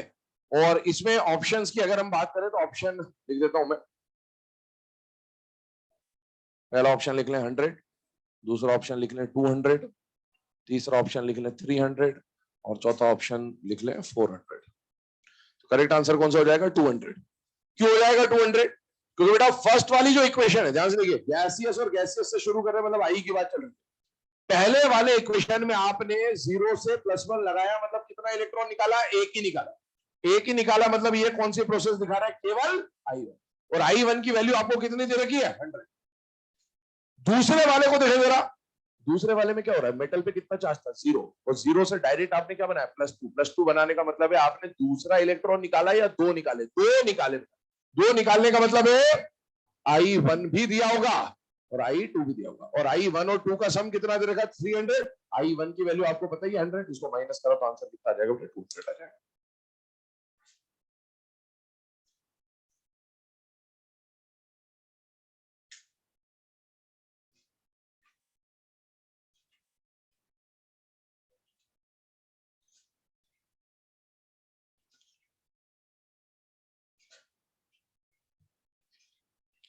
चलो बेटा, अभी यहाँ पर ये सक्सेसिव आई को समझने के बाद, उसके क्वेश्चन सॉल्व करने के बाद हम लोग आ रहे हैं फैक्टर्स अफेक्टिंग आयनाइजेशन एनर्जी में। और फैक्टर्स में 5 फैक्टर्स आएंगे, उनमें से 3 फैक्टर आपके सामने पहले लिखे हुए, बाकी 2 की बात करता हूँ अभी। पहले इन 3 फैक्टर को समझ लीजिएगा ध्यान से। आपको मैंने बोला था चाहे रेडियस हो, चाहे आई हो, चाहे ई हो, चाहे ई हो, 6 टाइप के क्वेश्चन बने। 6 में से जो 2 एडजेसेंट पीरियड, 2 एडजेसेंट ग्रुप, मतलब केस नंबर 5 और केस नंबर 6 जो रैंडम होता है उनको भूल जाइए। बाकी जो शुरू के 4 होंगे वो हमेशा फैक्टर में कवर हो रहे होंगे। पहला क्वेश्चन क्या बनेगा बेटा? सेम पीरियड का। दूसरा क्वेश्चन क्या बनेगा बेटा? सेम ग्रुप का। तीसरा क्या बनेगा बेटा? Iso electronic. और चौथा क्या बनेगा? Different species of same element. ये सारी कहानी हम यहाँ पर देख रहे हैं। इन अ पीरियड जब आई का क्वेश्चन आएगा बेटा, तो पीरियड में हमारे पास सबसे भरोसेमंद जो फैक्टर होता है वो कौन सा होता है बेटा? जेड। एक बात बिल्कुल क्लियर रख ले, मैं आपको पहले से बोलते आ रहा हूं, सेम पीरियड का जब क्वेश्चन आएगा आपको, या तो सेकेंड पीरियड का आएगा या तो थर्ड पीरियड का आएगा, ज्यादा से ज्यादा फोर्थ पीरियड का आएगा। फोर्थ पीरियड में भी एस और पी नहीं पूछता आपसे, कौन पूछता है? डी। तो आपको ये बात हमेशा जहन में रहनी चाहिए कि सेकंड और थर्ड पीरियड का क्वेश्चन आएगा। जहां पर फोर्थ से आगे का आएगा मैं खुद बता दूंगा आपको। जैसे मैंने जब 4F सीरीज का साइज का ऑर्डर लिखा तो मैंने लिखवा दिया आपको, जहां पर जो एनसीईआरटी में दिया, लेकिन आपको मोस्ट कॉमनली सेकंड और थर्ड पीरियड और फोर्थ पीरियड तक ही पूछा जाता है। आइए इधर, इन अ पीरियड जब हम बात कर रहे होंगे तो पीरियड में हमारे पास फैक्टर कौन सा बेटा? Z effective. अब एक बात बताइएगा, लेफ्ट टू राइट जाने पर जेड इफेक्टिव जनरली बढ़ता है या नहीं बढ़ता बेटा? बढ़ता है। तो लेफ्ट टू राइट जाने पर जेड इफेक्टिव बढ़ रहा है। जेड इफेक्टिव बढ़ने का मतलब है न्यूक्लियस का आउटर मोस्ट इलेक्ट्रॉन पर अट्रैक्शन बढ़ रहा है। और अगर आउटर मोस्ट इलेक्ट्रॉन पर अट्रैक्शन ज्यादा है तो इलेक्ट्रॉन को निकालना आसान होगा या मुश्किल होगा? मुश्किल। और मुश्किल काम को करने के लिए एनर्जी क्या लगेगी? ज्यादा। तो आप देखिए, जेड इफेक्टिव और आई का एक रिलेशन दिख रहा है कि दोनों डायरेक्टली प्रोपोर्शनल है। अब एक चीज आप यहां पर नोटिस करें तो ब्लू कलर से मैंने कुछ लिखा हुआ है, पीरियड में अभी हमने क्या लगाया, z इफेक्टिव। लेकिन एक बात क्लियरली समझ लें, पीरियड में सिर्फ z इफेक्टिव नहीं लगेगा, पीरियड में दो फैक्टर साइमल्टेनियसली काम करेंगे। वो दो फैक्टर कौन कौन से होंगे, पहला फैक्टर z इफेक्टिव और एक फैक्टर कौन सा लगेगा, कॉन्फ़िगरेशन। मतलब पीरियड का क्वेश्चन जब भी आएगा आप z इफेक्टिव और कॉन्फ़िगरेशन दोनों को अप्लाई कर रहे होंगे। कैसे अप्लाई करना वो समझते हैं, अभी हमने सिर्फ z इफेक्टिव की बात करी। आगे बढ़ते हैं। सेकेंड फैक्टर जो आ रहा है वो क्या आ रहा है बेटा, रेडियस। एक बात समझिए, जब भी डाउन द ग्रुप का क्वेश्चन आएगा, तो जब इससे पहले कल के लेक्चर में हमने रेडियस पढ़ा था, तो रेडियस में हमारे पास फैक्टर था नंबर ऑफ शेल्स। तो हमने वहां क्या पढ़ा था कि जैसे जैसे नंबर ऑफ शेल पढ़ेंगे वैसे वैसे रेडियस भी बढ़ेगा। तो वही हमने अब शेल हटा के क्या ले लिया, सीधे रेडियस ले लिया। डाउन द ग्रुप जाने पर, टॉप टू बॉटम जाने पर शेल बढ़ते हैं, शेल बढ़ने से क्या होता है बेटा, रेडियस बढ़ता है। रेडियस बढ़ने का मतलब क्या है, न्यूक्लियस और आउटर मोस्ट शेल का डिस्टेंस बढ़ रहा है। डिस्टेंस बढ़ रहा है तो आउटर मोस्ट इलेक्ट्रॉन का अट्रैक्शन कम हो जाएगा, और अट्रैक्शन कम होगा तो इलेक्ट्रॉन को निकालना आसान, और आसान काम करने के लिए एनर्जी क्या लगेगी, कम। तो बेटा रेडियस बढ़ेगा, एनर्जी कम हो जाएगी। ये कब की बात, जब रेडियस बढ़ रहा था। क्या डाउन द ग्रुप कॉन्ट्रैक्शन भी होता है, तो कॉन्ट्रैक्शन का खेल खेला जाएगा बाद में। अभी बस आप ये नॉर्मल ट्रेंड है, जनरल ट्रेंड है कि डाउन द ग्रुप जाने पर रेडियस बढ़ेगा, आई कम हो जाएगी। जहां कॉन्ट्रैक्शन होगा वहां पर क्या होता था, जहां जहां कॉन्ट्रैक्शन होता था उसका रीजन क्या होता था, जेड इफेक्टिव बढ़ना, और जेड इफेक्टिव बढ़ेगा तो आई बढ़ जाएगी। तो वो केस अभी हम लोग बाद में डिस्कस करेंगे क्या होगा जब ट्रेंड बनाएंगे। आइए अगले केस पे चलते हैं। अगर आइसो इलेक्ट्रॉनिक स्पीशीज और different species of same element की कहानी आगे बेटा, तो ऐसे क्वेश्चन को किससे सॉल्व किया जाएगा, एक ही फॉर्मूला है, आपको बोलते आ रहा हूं शुरू से। फॉर्मूला कौन सा बेटा, Z effective directly proportional positive charge, inversely proportional negative charge. और जेड इफेक्टिव और आईई कैसे होते हैं बेटा, डायरेक्टली प्रोपोर्शनल। तो ये क्वेश्चन आपको ये फैक्टर कब लगाना है, आइसो इलेक्ट्रॉनिक डिफरेंट स्पीशीज में। इसको नोट करें, आगे बढ़ते हैं। ये जो कॉन्फ़िगरेशन आपको बताएगा, ये कॉन्फ़िगरेशन किस तरह से काम करेगा वो अभी हम डिस्कस करते हैं।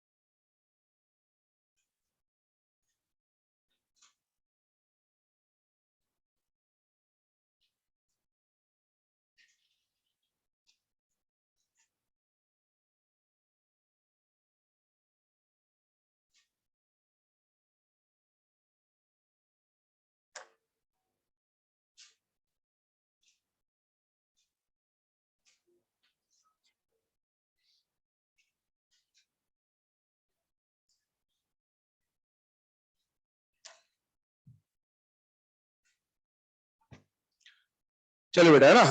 अब ये तीन फैक्टर्स को समझने के बाद हम लोग चौथे और पांचवें फैक्टर की तरफ चल रहे हैं। और वो चौथा और पांचवा फैक्टर किससे डील करता है बेटा, कॉन्फ़िगरेशन से। अब जो बोल रहा हूं उसको बहुत ध्यान से सुन लेना, समझ लेना। आपको जब आईई का क्वेश्चन आएगा, तो आईई का क्वेश्चन कभी भी सिंबल से सॉल्व नहीं करना है। आई के क्वेश्चन को कॉन्फ़िगरेशन से सॉल्व करना है। क्या बोला मैंने, आई के क्वेश्चन को सिंबल से सॉल्व नहीं करना है, कॉन्फ़िगरेशन सॉल्व। सर इसका मतलब क्या हुआ? इसका मतलब ये हुआ बेटे कि आपको दिया लिथियम और आपको दिया लिथियम प्लस। आपको देखने में तो दोनों जगह सिंबल लिथियम का दिख रहा है, लेकिन ये लिथियम नहीं है। चेहरा लिथियम का है, अंदर प्रॉपर्टी किसी और की। ये तो लिथियम की कॉन्फ़िगरेशन लेके बैठा है, लेकिन ये हीलियम की कॉन्फ़िगरेशन लेके बैठा है। तो जब भी आई का क्वेश्चन आएगा, आई के क्वेश्चन को सिंबल से सॉल्व नहीं करेंगे, किससे सॉल्व करेंगे? कॉन्फ़िगरेशन से सॉल्व करेंगे। सर मेरे को लिथियम प्लस लिख के देगा तो मैं समझ जाऊंगा बेसिकली कॉन्फ़िगरेशन सॉल्व करना, नहीं समझोगे, क्योंकि वहां पर ऐसा बोलेगा लिथियम का फर्स्ट आई और लिथियम का सेकंड आई। तो जब बोलेगा सेकंड आई ऑफ लिथियम तो आपको दिखेगा तो लिथियम, लेकिन वो लिथियम नहीं होगा, वो क्या होगा? हीलियम होगा। तो इसीलिए सारा काम सिंबल से सॉल्व नहीं होगा, किससे सॉल्व होगा? कॉन्फ़िगरेशन। सुनते जाइए, अभी एक एक बात को बता रहा हूं, सुनते जाओ ध्यान से, इत्मीनान से। आई के क्वेश्चन को सिंबल से सॉल्व नहीं करेंगे, किससे सॉल्व करेंगे? कॉन्फ़िगरेशन से, पहली बात। अब अगर कॉन्फ़िगरेशन से सॉल्व करना है तो कॉन्फ़िगरेशन पे कमांड होनी चाहिए। कॉन्फ़िगरेशन पे कैसी कमांड होनी चाहिए? पहला क्वेश्चन क्या बनेगा बेटा? इन अ पीरियड का। तो पहले तो पीरियड के बारे में समझिए। मैं आपको बोल रहा हूं, आपको एग्जाम में दिया lithium, beryllium, boron, carbon, nitrogen, oxygen, fluorine और नियॉन। अगर ये सिंबल दिए तो सिंबल देख के तो आप समझ गए कि ये क्वेश्चन किसका बेटा? Same period. लेकिन ये क्वेश्चन सेम पीरियड का है या नहीं, सिंबल देख के डिसाइड नहीं करना है। क्या देख के डिसाइड करना है? कॉन्फ़िगरेशन। चलो अभी हम लोग नॉर्मल बात करते हैं। पहले इसका कॉन्फ़िगरेशन क्या है? 2s1। इसका कॉन्फ़िगरेशन क्या है? 2s2। इसका कॉन्फ़िगरेशन क्या है? 2p1, 2p2, 2p3। हम केवल आउटर इलेक्ट्रॉन को दिखा रहे हैं, क्योंकि हमें इलेक्ट्रॉन जहां से निकालना है हम उसी की बात कर रहे हो। कॉन्फ़िगरेशन देख के सर कैसे पता चलेगा कि सेम पीरियड का है या नहीं? आपने सिंबल से तो बोल दिया, चलो सिंबल से तो हमको पहचानना था, कॉन्फ़िगरेशन देख के कैसे पता चलेगा? यहां से पता चलेगा। क्या सबका outermost shell number same है या नहीं है बेटा? है। और आउटर मोस्ट शेल नंबर क्या बताता है? Period number. क्या ये सारे सेकंड पीरियड के एलिमेंट्स दिख रहे हैं या नहीं दिख रहे बेटा? दिख रहे हैं। लेकिन अगर मैं बोल दूं कि लिथियम का सेकंड आई निकालना है, मतलब लिथियम पे कितना चार्ज है? प्लस। लिथियम प्लस का कॉन्फ़िगरेशन क्या बनेगा? 1s2। देखने के लिए तो लिथियम है, सेकंड पीरियड का मेंबर है, लेकिन कॉन्फ़िगरेशन क्या बता रही है कि ये कौन से पीरियड का मेंबर है? फर्स्ट। तो सारा खेल किस पे डिपेंड कर रहा होगा? कॉन्फ़िगरेशन पे। सिंबल से सॉल्व नहीं करेंगे, कॉन्फ़िगरेशन सॉल्व करेंगे। दूसरी बात आइए, आपको कॉन्फ़िगरेशन देखकर समझ में आ जाएगा कि जो आउटर मोस्ट शेल नंबर होगा वो पीरियड नंबर डिनोट कर देगा, इंडिकेट कर देगा। अभी एक बात बता, अभी मैंने लिथियम, बेरिलियम, बोरॉन, कार्बन ऐसे लाइन से लिखे थे। एग्जाम में हो सकता है दो गायब करके तीसरा दे दे, इधर उधर घुमा फिरा के दे दे, तो सर हमें कैसे चलेगा कॉन्फ़िगरेशन? एक बार बताओ, सेकंड पीरियड और थर्ड पीरियड में कौन कौन से ब्लॉक के एलिमेंट्स होते हैं? एस और पी। डी और एफ तो नहीं होते। और पीरियड में जब आप एस से पी की तरफ जाओगे तो कौन कौन सी कॉन्फ़िगरेशन यहां से यहां तक आती है? पहले क्या आता है? S1, फिर क्या आता है? S2, फिर कौन आता है? P1, P2, P3, P4, P5, P6।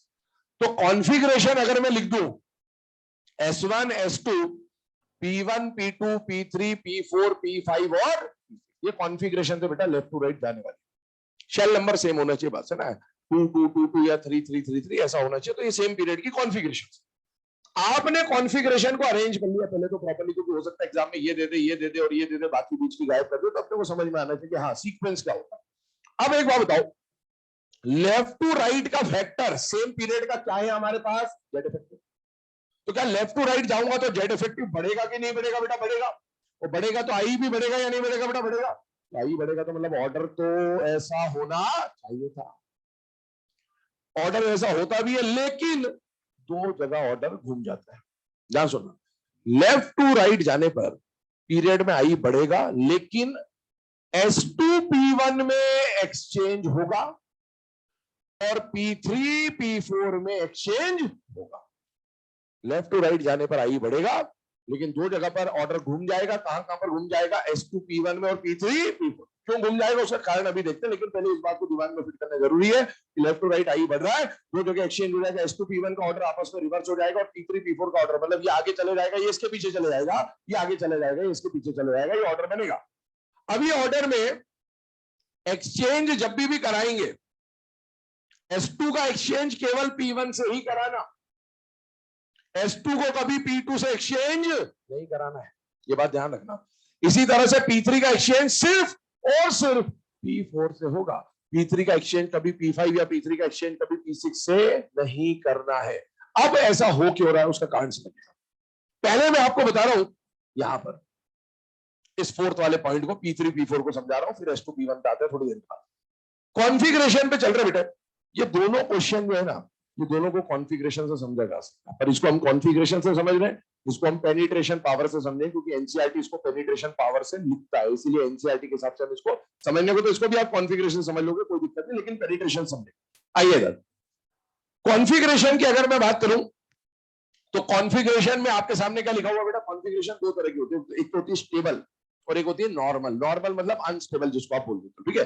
तो स्टेबल कॉन्फ़िगरेशन कौन कौन सी होती है? स्टेबल में दो तरह की स्टेबल होती है बेटा, एक तो हाफ फील्ड स्टेबल होती है और एक फुल फील्ड स्टेबल होती है। अच्छा, फुल फील्ड कॉन्फ़िगरेशन कैसे पता चले भैया? 4 सबशेल एसपीडीएम, उनकी जो मैक्सिमम कैपेसिटी अगर वो सारे भरे हो, उसको हम लोग क्या बोल देंगे? फुल फील्ड बोल देंगे। S2 P6 D10 F14 ये फुल फील्ड हो गया। और जितनी कैपेसिटी है, अगर वो सिंगली फील्ड हो डब्बे, मतलब जितनी कैपेसिटी उससे ठीक आधे फील्ड हो, तो उसको क्या बोलेंगे? Half field.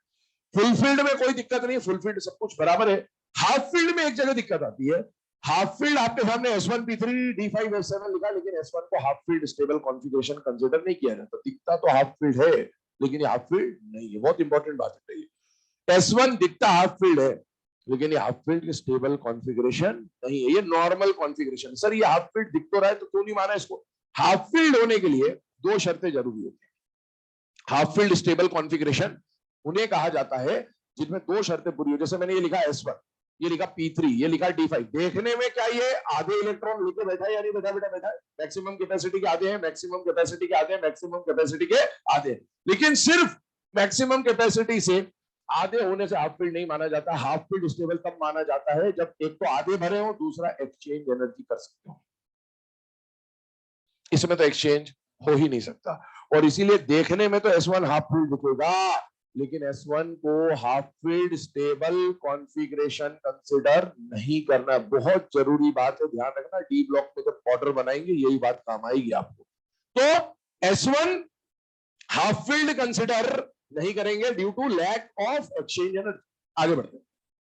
अब इधर देखें, मैंने आपको बोला S2 P1 में एक्सचेंज होगा, P3 P4 में एक्सचेंज होगा। क्या बताइए, क्या P3 हाफ फील्ड कॉन्फ़िगरेशन है या नहीं? बेटा है। और P3 के जस्ट एडजेसेंट आने वाली कॉन्फ़िगरेशन P4 है या नहीं? बेटा है। अब आप P3 P4 का कारनामा समझिए। P3 से P4 अगर आप जा रहे हैं, तो क्या पीरियड में आप लेफ्ट टू राइट जा रहे हैं या नहीं जा रहे हैं? बेटा जा रहे हैं। अच्छा, लेफ्ट टू राइट जा रहे हो तो जेड इफेक्टिव अगर इसका इतना है, तो इसका जेड इफेक्टिव ज्यादा होगा। यही तो हो रहा है।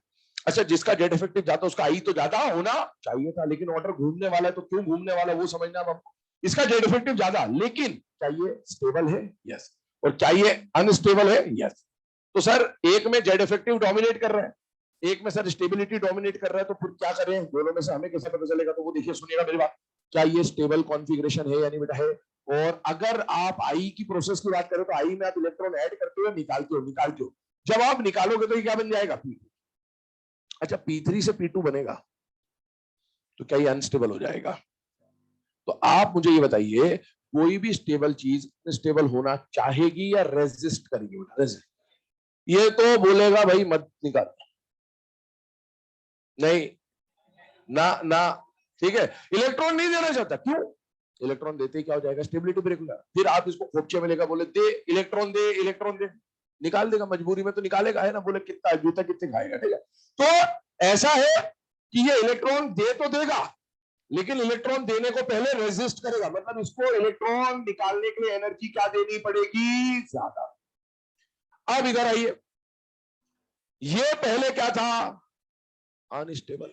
और जैसे ही आप एक इलेक्ट्रॉन निकालते हो, ये तो स्टेबल हो गया भाई, चमत्कार हो गया, ये तो है ना, स्टेबल हो गया। हाँ, तो ये जैसे ही इसके पास गए, बोले इलेक्ट्रॉन देना है, बोले ले ले ले ले ले, ले, ले।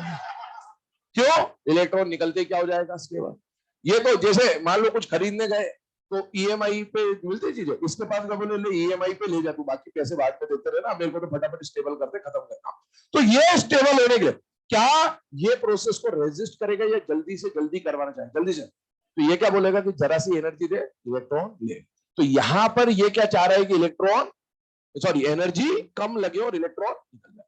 दोनों का कंबाइंड इफेक्ट देखिए कि इससे इलेक्ट्रॉन निकालने के लिए एनर्जी ज्यादा लगेगी और इससे इलेक्ट्रॉन निकालने के लिए एनर्जी कम लगेगी। दोनों का एक ही तो रिजल्ट आ रहा है बेटे, कि इसकी आई ज्यादा और इसकी आई कम। तो ये जो जेड इफेक्टिव का फैक्टर है ना, उसको ये स्टेबिलिटी जो है वो डोमिनेट कर जाती है।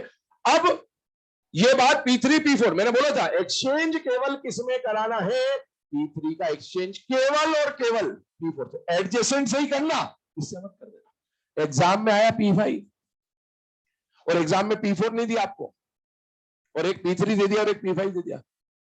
सर P3 तो स्टेबल था, P5 तो अनस्टेबल था, तो मेरे को P3 की आई ज्यादा कर दी। यहां नहीं करना है। क्यों नहीं करना है?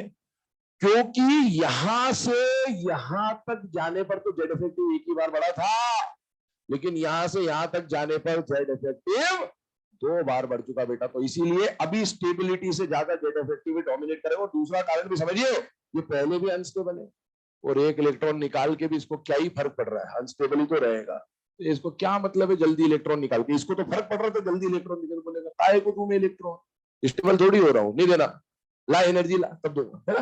तो वो वाली कहानी। तो इसमें P3 और P4 में एक्सचेंज हो जाएगा केवल, लेकिन उसके आगे P3 का P5 या किसी और से एक्सचेंज नहीं करा था। अब इसी को हम लोग यहां पर अप्लाई कर रहे हैं, देखिएगा। स्टेबल कॉन्फ़िगरेशन में P3 और P4 की बात करें, एन लिखा हुआ है मतलब सेम पीरियड की बात चल रही है, और ये P3 P4 का एक्सचेंज होगा, पर ये exchange valid only up to 4th, मतलब ये 5th और 6th पीरियड पे नहीं लगेगा। 5th और 6th पीरियड में नॉर्मल ट्रेंड बनेगा, जो कि जेड इफेक्टिव का बनना चाहिए। आपके सामने ग्रुप 15 के मेंबर लिखे, नहीं पढ़ना एसएसबी बायो, और यहाँ पर लिखा ओल्ड स्टाइल से टीपो। ये सेकंड थर्ड और फोर्थ पीरियड के एलिमेंट्स है। सेकंड थर्ड और फोर्थ पीरियड में P3 P4 में से ज्यादा आई किसकी होगी बेटा, P3 के।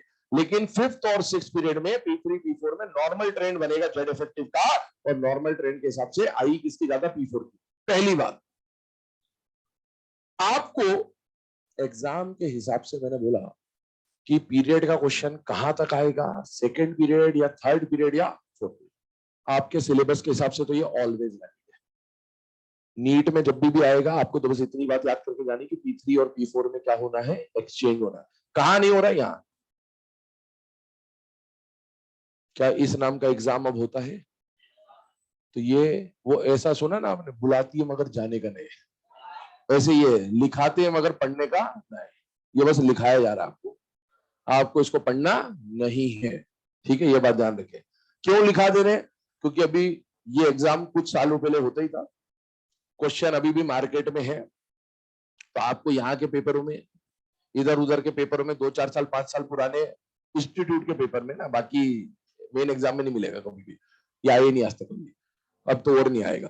तो आप देखिए, ये है ना, पेपर पेपर में मिलेगा, बाद में मेरा दिमाग खराब करने आओगे कि सर ये क्या क्या, कि तो मैंने लिखवा दिया तुम्हारा दिमाग खराब करने के लिए।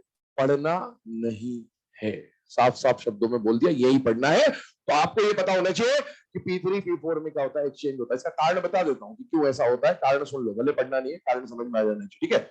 5th और 6th पीरियड में क्या होने वाला है, 5th और 6th पीरियड में डी और एफ ब्लॉक के एलिमेंट्स की एंट्री हो गई है। जब डी और एफ के इलेक्ट्रॉन आएंगे बेटा, तो शील्डिंग बहुत कम कर देंगे, पुअर शील्डिंग, और शील्डिंग कम हो जाएगी, जेड इफेक्टिव बहुत बढ़ जाएगा। तो जंग किसके बीच में चल रही थी, स्टेबिलिटी और जेड इफेक्टिव में। और 5th और 6th पीरियड में क्योंकि पुअर शील्डिंग हो गई, तो बेटा जेड इफेक्टिव बिल्कुल तन के बाहर आ गया, बोले नहीं अब तो मैं अपना खेल करूंगा। तो इसलिए यहां पर जाके स्टेबिलिटी से ज्यादा डोमिनेटिंग कौन हो जाता है बेटा, जेड इफेक्टिव। और जेड इफेक्टिव अपने हिसाब से ऑर्डर बनवा के चलता है 5th और 6th पीरियड में। बाकी ऊपर तो नॉर्मल जो है, कौन डोमिनेट कर रहा होता है बेटा, स्टेबिलिटी डोमिनेट कर रहा होता है। पर क्या है, आपके दिमाग में सिर्फ इतनी बात होनी चाहिए, P3 P4 में क्या होता है, एक्सचेंज होता है। चलिए आगे बढ़ते हैं, S2 P1 की बात भी कर देते हैं, पहले आप उसको नोट कर लें, जब तक इसको देखते हैं।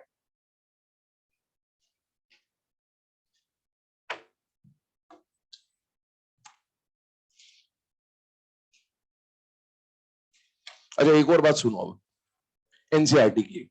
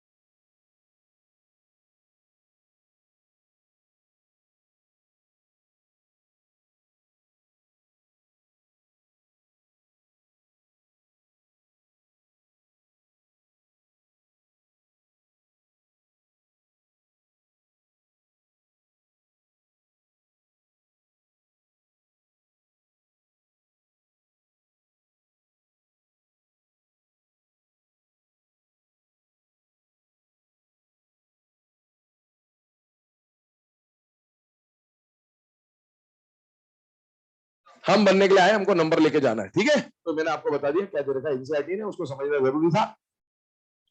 हाँ बिल्कुल।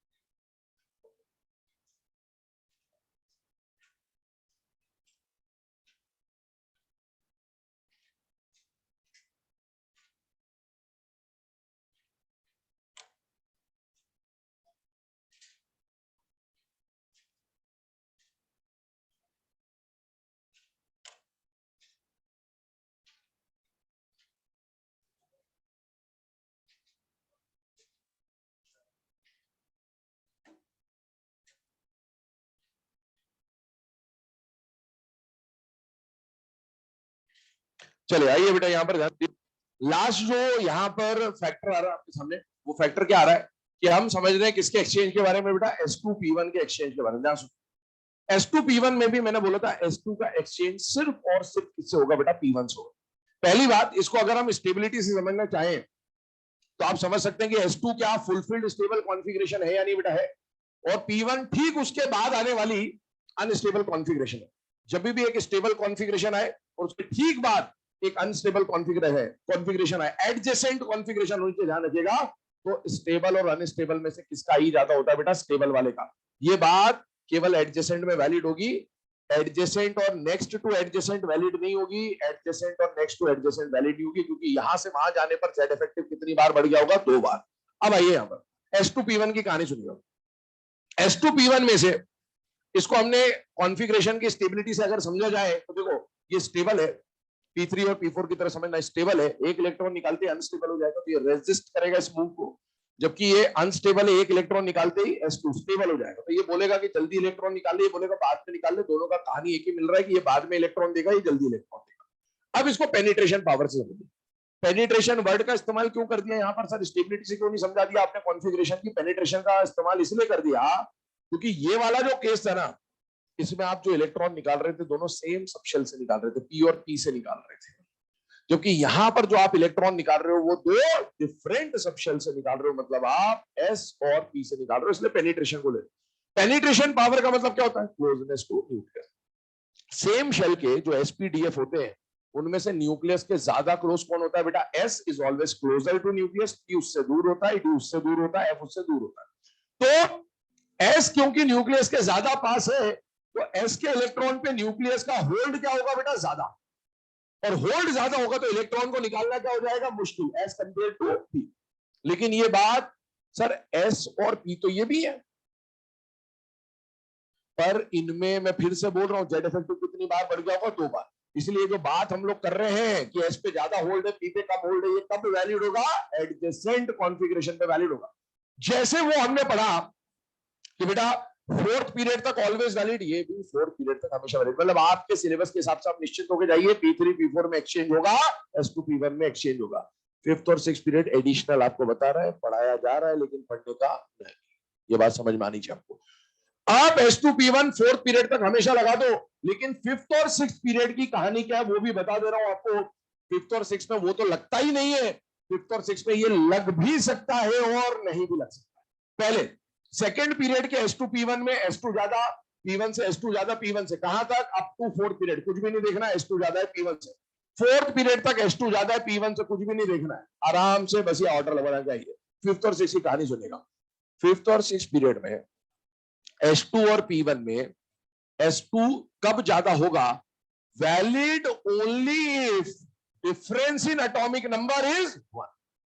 मतलब फिफ्थ और सिक्स, फोर्थ में एटॉमिक नंबर का डिफरेंस 1 हो या 1 से ज्यादा हो कोई फर्क नहीं पड़ता, फोर्थ तक हमेशा लगेगा। लेकिन फिफ्थ और सिक्स में तभी लगता है जब एटॉमिक नंबर का डिफरेंस 1 हो। अब एटॉमिक नंबर पे देखिए, इसका एटॉमिक नंबर का डिफरेंस 1 है या 1 से ज्यादा? बेटा 1 से ज्यादा। अगर S2 और P1 वालों का एटॉमिक नंबर, फिफ्थ और सिक्स पीरियड की बात कर रहा हूं, एटॉमिक नंबर का डिफरेंस 1 से ज्यादा है, तो ये बात वैलिड नहीं होगी, और वैलिड नहीं होगी तो ऑर्डर घूम जाएगा। यहां पर भी एटॉमिक नंबर का डिफरेंस 1 से ज्यादा है, वैलिड नहीं होगी। यहां पर आइए, सर ये तो ठीक है, चलिए फिफ्थ और सिक्स बेसिकली आपको पढ़ना है, आपको सुन लो। यहां पर आइए, सर इसमें क्या होगा? ये क्यों लिया आपने, ये ग्रुप क्यों लिया? 2 और 13 तो समझ में आता है कि इसका S2 होता है, इसका P1 होता है। 12 और 13 क्यों लिया? बेटा 12th ग्रुप को देखें जरा ध्यान से, मेंडलीव पीरियोडिक टेबल याद करिए। मेंडलीव पीरियोडिक टेबल में इसको 2A बोलते हैं और इसको 2B बोलते हैं। अब ध्यान सुनो, जब जिंक कैडमियम मरकरी जिंदगी कबाड़ा हो गई, तो आप कॉन्फ़िगरेशन देखोगे तो इसका कॉन्फ़िगरेशन क्या होता है? 4s2 3d10, 5s2 4d10, 6s2 5d। Electron भरा 3d में, 4d में, 5d में, लेकिन इलेक्ट्रॉन निकलेगा 4s से, 5s से, 6s से। आपके इलेक्ट्रॉन निकालने वाले हो, क्या उसकी कॉन्फ़िगरेशन आपको ns2 दिख रही है या नहीं दिख रही? बेटा दिख रही है, ns2 ns2। और यहां पर ns2 है, तो यहां पर क्या है बेटा? np1। मतलब कंपैरिजन तो यही चल रहा है, और ns2 np1 में ns2 का आई ज्यादा होगा ऑलवेज। कब तक? Fourth period. फोर्थ पीरियड तक s2 ज्यादा। फिफ्थ और सिक्स पीरियड में s2 और p1 का s2 तभी ज्यादा होगा जब एटॉमिक नंबर का डिफरेंस 1 हो है, 1 हो है। इसमें तो 1 का डिफरेंस होगा ही होगा, क्योंकि ग्रुप 12 और ग्रुप 13 पीरियोडिक टेबल में चिपके हुए तो हैं, तो एक का ही तो डिफरेंस आएगा हमेशा, ये तो बात पक्की है। यहां पर एक का डिफरेंस इसलिए था कि सेकंड और थर्ड पीरियड में डी नहीं होता था। जैसे डी आया गैप बढ़ गया, डी आया गैप बढ़ गया, डी आया गैप बढ़ गया, लेकिन फोर्थ पीरियड तक ये ऑलवेज वैलिड होता है। तो आपको तो बस ये कंडीशन यहां तक की ध्यान रखनी, बाकी जो आपको लिखाया गया वो इसलिए लिखा दी, कभी इधर उधर से पेपर में मिले तो आप देख लेना, वरना काम का नहीं है। आपको सिलेबस के हिसाब से सिर्फ इतना ध्यान रखना है, लेफ्ट टू राइट पीरियड में आई बढ़ेगा, और 2 जगह एक्सचेंज होगा अप टू फोर्थ पीरियड, और वो कहां कहां होगा? S2 P1 P3 P4। कल इसके ऑर्डर देखेंगे, left to right in a period और डाउन द ग्रुप।